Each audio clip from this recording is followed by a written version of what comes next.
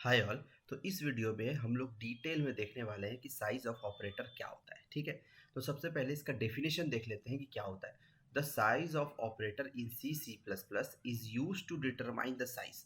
Definitely जैसा कि इसका नाम बता रहा है, साइज ऑफ यानी कि किसी भी चीज का साइज साइज डिटरमाइन करने के लिए इसका इस्तेमाल किया जाता है। अच्छा, और ये जो साइज है ये किस में बताता है? बाइट्स में बताता है। ठीक है, ये साइज किस में बताता है? बाइट्स में बताता है। ऑफ अ टाइप और अ वेरिएबल।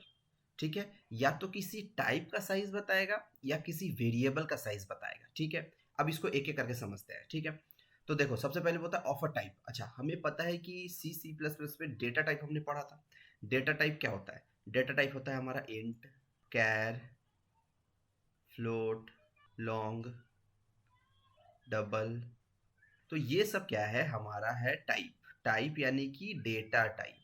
हमारे सी सी प्लस प्लस में ये हमारे कुछ डेटा टाइप होते थे और इसके कुछ साइज होते थे। अगर आपको पता हो तो इनके कुछ साइज होते थे। जैसे इसका या तो 2 बाइट होता था या फिर 4 बाइट होता था। ये depending on compiler compiler compiler पे डिपेंड करता था कि इसका क्या होता था। इसका क्या होता था? 1 बाइट होता था, इसका 4। वैसे इसका और इसका इसका अपना अपना कुछ साइज होता था। ठीक है, तो ये सब साइज इन्हें पहले से दिया रहता है। अगर इसी को हमें साइज ऑफ ऑपरेटर से कैलकुलेट करना हो तो कैसे करते थे? जैसे साइज ऑफ, अब बताओ, साइज ऑफ किसका? इंट का। तो ये क्या करेगा? इंट का साइज दे देगा। साइज ऑफ किसका? फ्लोट का। तो ये क्या? फ्लोट का साइज दे देगा। उसी तरह साइज ऑफ कैर का। तो ये क्या होगा? इस तरह से अगर सिंटैक्स लिखेंगे तो ये क्या करता है? साइज दे देता है। तो चलो इसको कोड से समझते हैं। तो ये रहा हमारा कोड। ठीक है, इसमें मैंने क्या किया है कि मैंने प्रिंट करा दिया। क्या क्या प्रिंट करा दिया? Size of character, size of int, size of long, size of float, size of double. मतलब ये जो हमारे टाइप्स है इनका साइज हमने प्रिंट करा दिया है। तो इसको रन करा के देखते हैं कि क्या आता है। तो जैसे ही हमने इसको रन किया तो देखो ये हमें साइज दे दिया। ठीक है, सबसे पहले क्या है? साइज ऑफ कैर। हमें पता है साइज ऑफ कैर क्या होता है? 1 बाइट। फिर साइज ऑफ इंट क्या होता है? 4 बाइट। लॉन्ग का भी क्या होता है? 4 बाइट। फ्लोट का भी 4 बाइट। और डबल का भी 8 बाइट। मतलब मेरे मेरे कंप्यूटर में जो कंपाइलर है उसके हिसाब से ये उसका साइज हो गया है। ठीक है, तो ये तो समझ में आता है कि ये हो गया, क्या बता रहा है? Size of a type. ये हमको समझ में आ गया। ठीक है, अब समझते हैं कि साइज ऑफ अ वेरिएबल क्या बोलना चाह रहा है। तो वेरिएबल, अच्छा वेरिएबल क्या होता है? वेरिएबल किसी टाइप का होता है। कैसे? अगर हम लोग लिखते हैं इंट ए, तो ये ए क्या है? ए मेरा एक वेरिएबल है। किस टाइप का? इंट टाइप का। ठीक है, उसी तरह अगर हम साइज ऑफ ए लिख दे तो ये क्या देगा? क्या देना चाहिए? ए किस टाइप का है? इंट टाइप का। तो इंट टाइप का जो भी साइज होगा वो हमें यहाँ रिटर्न कर देगा। क्या होगा? 4 बाइट्स। यानी कि जो भी रिटर्न करता है वो बाइट्स में रिटर्न करता है। तो क्या रिटर्न करेगा? वो हमें 4 रिटर्न करेगा। ठीक है, उसी तरह से अगर हम लोग लिखे यहाँ पे कैर सी, इसका मतलब क्या हुआ? सी मेरा एक वेरिएबल है। वेरिएबल किस टाइप का वेरिएबल है? कैर टाइप का वेरिएबल है। तो अगर हम यहाँ पे साइज ऑफ जब सी लिखे तो क्या आता है? मेरा 1 आएगा। ठीक है, तो अभी बोले कि इससे फायदा क्या हुआ मेरा? इससे क्या फायदा हुआ? हम डायरेक्ट साइज ऑफ कैर भी ले सकते थे। तो देखो इसका यूज केस कहाँ है? इसका यूज केस कुछ इस तरह से है कि अभी सपोज करो इंट ए 20। ये मेरा ए क्या है? मेरा एक एरे है। किस टाइप का एरे है? इंट टाइप का एरे है। ठीक है, तो अब बताओ इसका इसका साइज कितना होगा? तो बताओ इसका साइज निकालने के लिए क्या करेंगे? सिंपली लिखेंगे size of A. Size of A, तो इसका जो भी साइज होगा वो हमें कैलकुलेट करके दे देगा।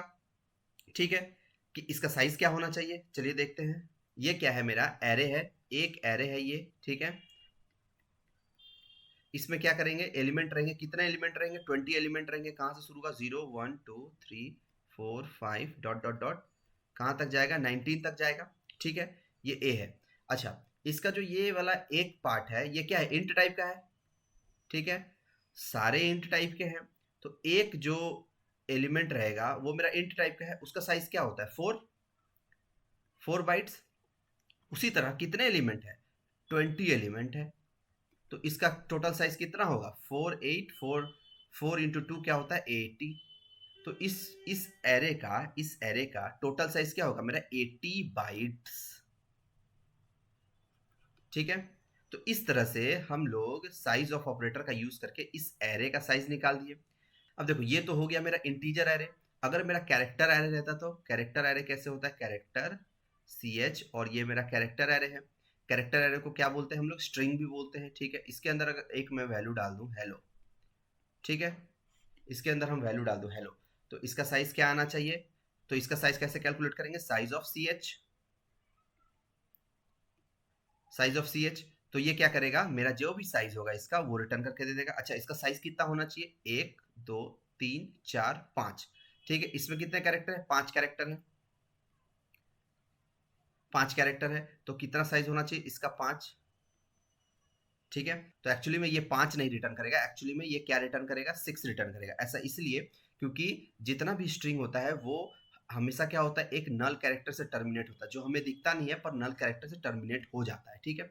और साइज ऑफ वो जो नल कैरेक्टर को भी काउंट कर लेता है, इसलिए वो 6 देगा, ठीक है।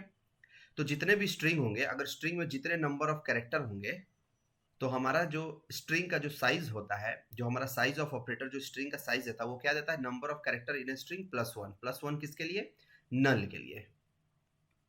तो इसको टेस्ट करके देख लेते हैं।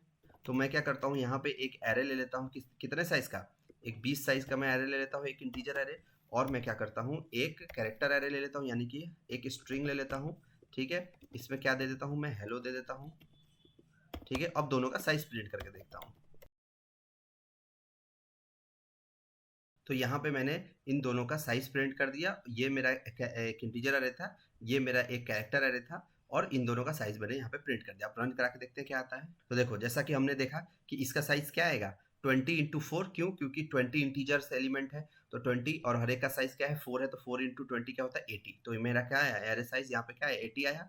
और मैंने बोला था कि कैरेक्टर में क्या होता है, 1 2 3 4 5, 5 कैरेक्टर यहाँ है, और एक है नल जो हमें नहीं दिखता है, उसको भी ये साइज ऑफ ऑपरेटर काउंट कर लेता है। तो क्या हुआ, साइज ऑफ इसका क्या होगा, 6 आ गया। क्यों, क्योंकि कैरेक्टर 1 बाइट का होता है, कैरेक्टर क्या होता है, 1 बाइट का। तो ये 1 बाइट ये लिया, तो हर एक कैरेक्टर 1 1 बाइट लेगा, तो 5 कैरेक्टर है, तो क्या हुआ, 5 बाइट, और प्लस नल कैरेक्टर 1 बाइट लेता है, तो टोटल हो गया कितना, हो गया मेरा 6। तो ये मेरा 6 प्रिंट कर दिया। एक इंपॉर्टेंट पॉइंट है साइज ऑफ ऑपरेटर के बारे में, वो क्या है, देखो, it is a compile time operator, meaning it's result is determined eight compile time rather than run time. अच्छा, इसका मतलब क्या हुआ, देखो, ये जो है, अच्छा, मेरा जो जब भी हम कोड लिखते हैं, ये मेरा सोर्स कोड है। ये जो सोर्स कोड है, ये क्या होता है, सबसे पहले क्या होता है, कंपाइल। कंपाइल होने के बाद ये क्या बनाता है, ये हमारा एक बनाता है मशीन कोड। ये मशीन कोड बनाता है, ये मशीन कोड यानी कि ये 0 और 1 में बनाता है। कंपाइलर क्या करता है, कंपाइलर यही ना करता है कि हमारे सोर्स कोड को, जो हाई लेवल लैंग्वेज है, जो हमने इंग्लिश में लिखा है, उसको क्या करेगा, कंपाइल करेगा, और उसको मशीन मशीन मतलब हमारा कंप्यूटर जो समझता है, जो कि 0 और 1 का भाषा समझता है, उसमें इसको कन्वर्ट कर देगा। उसके बाद क्या होगा, एग्जीक्यूट, और जो भी मेरा यहाँ पे आउटपुट आता है वो आउटपुट आएगा, ठीक है। तो ये होता है कंपाइल।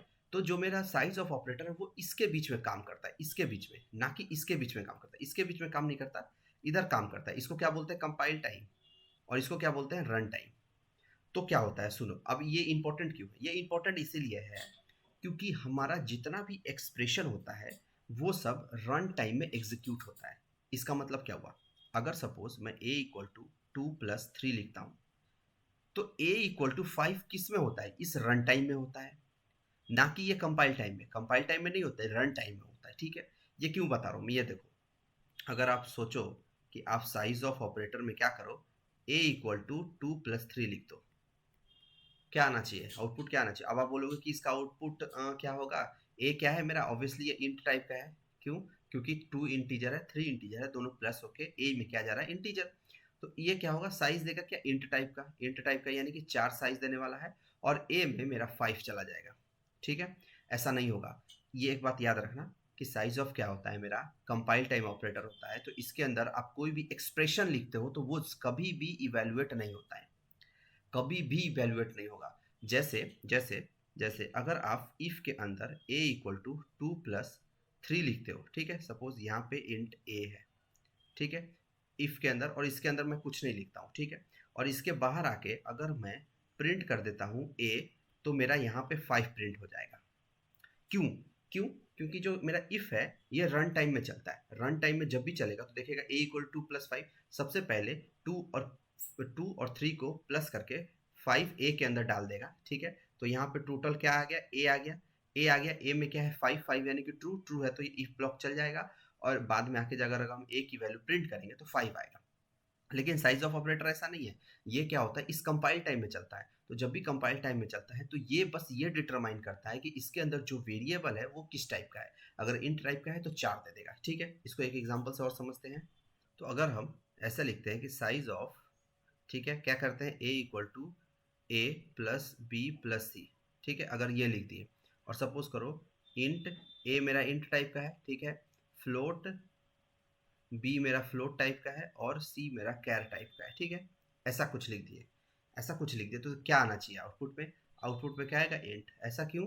क्योंकि हमारा कंपाइल टाइम में क्या होगा, कंपाइल टाइम में बताया जाएगा, कंपाइल टाइम में हमें मेरा वेरिएबल का टाइप पता चल जाता है, ठीक है। तो इसका टाइप क्या है, इंट, ठीक है, इसका टाइप क्या है, फ्लोट, इसका टाइप क्या है, कैर, ठीक है।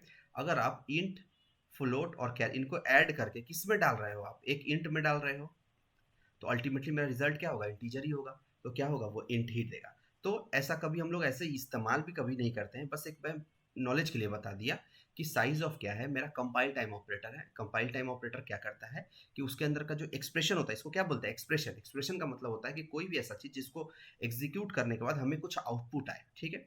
तो कहने का मतलब है कि ये जो एक्सप्रेशन है, ये एक्सप्रेशन कभी भी इवेल्युएट नहीं होगा, इसका बस ऐसे टाइप इवेल्युएट होगा और फिर उसको एक टाइप में डाल देंगे और उस टाइप का जो भी साइज होगा वो साइज ऑफ रिटर्न कर देगा, ठीक है। तो इसको एक बार ट्राई करके देखते हैं। तो यहाँ क्या करते हैं, हम एक लेते हैं इंट ए, ठीक है, और हम लोग लेते हैं float, float B, B equal to मैं डाल देता हूँ 23.5, ठीक है, और मैं सी इक्वल्स टू, यानी कि मैं यहाँ पे कैर लेता हूँ, कैर सी इक्वल्स टू मैं ले लेता हूँ इसमें क्यू, ठीक है। यहाँ पे ले लिया वैल्यू ए में, और क्या करूँगा, हाँ ठीक है, इतना करने के बाद मैं लिखूंगा ए equal to be plus C, ठीक है। तो ये क्या करेगा, अभी आपको लगेगा कि बी प्लस सी को ऐड करके सी में डाल देगा और फिर उसका वैल्यू रिटर्न कर देगा, ठीक है। यहाँ तो साइज ऑफ प्रिंट करेगा ही। मैं उसके बाद क्या करता हूँ, ए का साइज प्रिंट कर देता हूँ, ए का साइज सॉरी, मैं ए प्रिंट कर देता हूँ, ए, ठीक है। मैं क्या किया, यहाँ पे साइज ऑफ प्रिंट किया और यहाँ पे ए प्रिंट किया। अभी रन करा के देखते हैं। तो देखो क्या हुआ, मेरा 4 प्रिंट किया। 4 क्यों प्रिंट किया, क्योंकि यहाँ पे ये जो था ये साइज ऑफ प्रिंट किया, साइज ऑफ किसका प्रिंट किया, ए का। ए किस टाइप का, इन टाइप का, इसलिए 4 प्रिंट किया। और नीचे फिर क्या, मैंने ए का वैल्यू प्रिंट किया। ए का वैल्यू क्या है, ये गार्बेज वैल्यू है, ये एक्चुअली में क्या है, गार्बेज वैल्यू है। तो क्या ए में मैंने कोई वैल्यू नहीं डाला था और ये क्या हुआ, कंपाइल टाइम में था, कंपाइल टाइम में ए में कोई वैल्यू ही नहीं गया। अच्छा, ए में क्यों बोल रहा था, क्यों मैं बोल रहा था, इसलिए कि सपोज करो मैं इफ लिखता हूँ, मैं इफ देता हूँ, इफ ए इक्वल टू मैं 2 प्लस 3 दिया, ठीक है, ये वाला दिया मैं। फिर मैं यहाँ पे एक लिख देता हूँ प्रिंट एफ इन इफ, ठीक है, और फिर यहाँ पे मैंने, और फिर ये इफ के बाद मैं यहाँ पे ए की वैल्यू प्रिंट कर देता हूँ, ठीक है। अभी क्या होना चाहिए वो देखते हैं, अभी रन करा के देखते हैं। देखो क्या हुआ, यहाँ पे सबसे पहले ये क्या हुआ, ये कुछ इवेल्युएट नहीं हुआ, ए में कोई वैल्यू भी नहीं गया। ये बस देख लिया कि ए का टाइप क्या है, ए का टाइप क्या है, इंट टाइप का, तो उसका क्या किया, 4 यहाँ पे प्रिंट कर दिया, यहाँ पे 4 प्रिंट कर दिया, ठीक है। उसके बाद मैंने क्या किया, ए प्रिंट किया। तो अभी तक तो ए में कोई वैल्यू ही नहीं है, ए में क्या है, गार्बेज वैल्यू। तो यहाँ पे क्या किया, गार्बेज वैल्यू प्रिंट कर दिया। उसके बाद आया यहाँ इफ के पास, ठीक है, इफ के पास। अब बताओ इफ क्या है, रन टाइम में एग्जीक्यूट होता है। तो रन टाइम में ये क्या किया, सबसे पहले 2 + 3 को ऐड करके ए में डाल दिया। फिर ए में ये एज अ होल यहाँ पे पूरा क्या चलेगा, ए, और इफ ए और ए में क्या है, 5 यानी कि ट्रू वैल्यू है।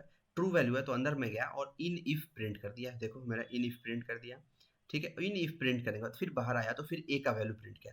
तो देखो ये चूंकि रन टाइम में हुआ था तो यहाँ पे 5 चला गया था ए में और यहाँ पे 5 आ चुका है यहाँ पे। यही साइज ऑफ ऑपरेटर में नहीं आता है। तो अगर आपको कभी भी सी का कोई आउटपुट, सी या सी प्लस प्लस का कोई आउटपुट क्वेश्चन आए और उसमें ऐसा ऐसा क्वेश्चन दे दिया हो तो आप वहाँ पे प्लस करके मत आ जाना। मतलब सपोज करो कि यहाँ पे भी मैंने एक इंट दे दिया, इंट सी, और इसमें मैंने दे दिया कितना, 5, ठीक है, 5, और इसको भी मैंने दे दिया इंट, ठीक है, इंट, और यहाँ पे दे दिया 23, ठीक है। और ये आपका क्वेश्चन है, ये आपका क्वेश्चन रहा। तो यहाँ पे एकदम क्या आउटपुट पे आना चाहिए, साइज ऑफ ए जो भी है इंट टाइप का 4, और यहाँ पे आना चाहिए गार्बेज वैल्यू। लेकिन ऑप्शन में 27 भी रहेगा, इसके जगह पे 27 भी रहेगा, तो 27 आंसर 28 रहेगा, सॉरी क्योंकि इन दोनों को जोड़ने के बाद 28 आ रहा था। तो अगर आपको नहीं पता है कि size of operator compile time operator है, तो आप क्या करोगे, ये दोनों को ऐड करके पहले ए में डाल दोगे, फिर उसका साइज लोगे और फिर आपको लगेगा कि ए में वैल्यू आ गया। पर ऐसा नहीं होता। क्यों? क्योंकि साइज ऑफ एक कंपाइल टाइम ऑपरेटर है। तो साइज ऑफ के बारे में एक इंपॉर्टेंट चीज नोट करने का बात ये है कि सपोज करो कि हमारे पास एक ये फंक्शन है। इस फंक्शन को कैसे कॉल करते हैं? ऐसे कॉल करते हैं कि नहीं कॉल करते हैं? और साइज ऑफ को अगर हम लिखे तो इसका देखो, इसका शकल और इसका शकल मैच कर रहा है। तो शकल मैच करना से इंपॉर्टेंट नहीं है। तो यहीं पे एक बात नोट करने वाली है कि size of is not a function. भले ये दिखने में फंक्शन की तरह हो, but size of is not a function, it is a special operator. इसको एक स्पेशल ऑपरेटर की कैटेगरी में रखा गया है। अगर कोई आपसे पूछे कि साइज ऑफ जो है ये तो पूरा देखने में फंक्शन कॉल की तरह लग रहा है ना, तो क्या ये फंक्शन है? नो। आपका जवाब होना चाहिए नहीं, साइज ऑफ एक फंक्शन नहीं है। भले ही ये फंक्शन कॉल की तरह दिख रहा हो, बट साइज ऑफ एक फंक्शन नहीं है। Size of is not a function. तो साइज ऑफ क्या है? Size of is a special operator. ये ऑपरेटर है, ठीक है, ना कि फंक्शन है। तो ये बात एकदम नोट करने वाली बात है, ये बहुत इंपॉर्टेंट है। अगर आपसे कोई पूछ दे तो आप सीधे सीधे बता देना कि भले ये दिखने में फंक्शन कॉल की तरह हो, पर ये फंक्शन कॉल नहीं है। It is not a function, it is a special operator. ये क्या है? ये वाला बात याद रखना, it is a special operator. ये बहुत इंपॉर्टेंट है। तो उम्मीद है ये वाला पूरा आपको समझ में आया होगा, साइज ऑफ का यूज क्या है यहाँ पे। ठीक है, एक्चुअली में ये साइज ऑफ और कंपाइल टाइम ऑपरेटर होता है, उसके अंदर एक्सप्रेशन इवैल्यूएट नहीं करते हैं। तो ऊपर से नीचे तक साइज ऑफ में जो जो होता है हमने वो सारा देख लिया है। ठीक है, तो उम्मीद है कि ये वीडियो आपको समझ में आया होगा। तो इस वीडियो में इतना ही, मिलता है नेक्स्ट वीडियो में, तब तक के लिए थैंक यू।